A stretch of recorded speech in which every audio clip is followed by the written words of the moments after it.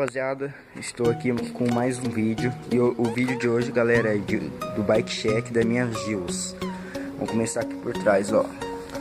Aqui, meu aro é um aro V Max, que eu tirei os adesivos porque eu não gostei, não gosto de adesivo, que depois fica ruim. Pneu aqui da Xiaoyong, acho que é assim que fala, rapaziada. Se eu estiver falando merda, me corrijam. Cubo aqui, cubinho aqui, ó, da Ringione. Aqui o freio, esse freio aqui, eu não sei o nome dele também, é da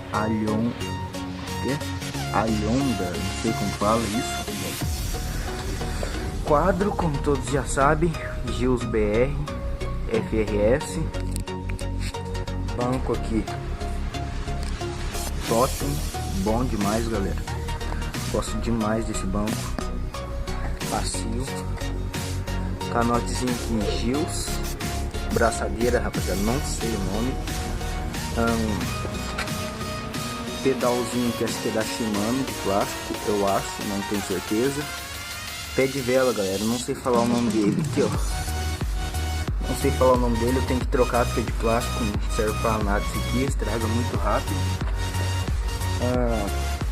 Suspensão, galera, Blaze RST.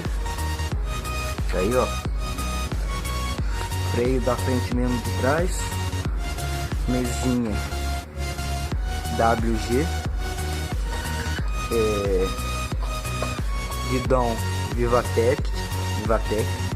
Rectifier aqui GTS. Manopla aqui, rapaziada, é da TSW, boa demais também, acho muito confortável. O que mais aqui, ó? O meu câmbio aqui de trás, Shimano bom pra caramba também.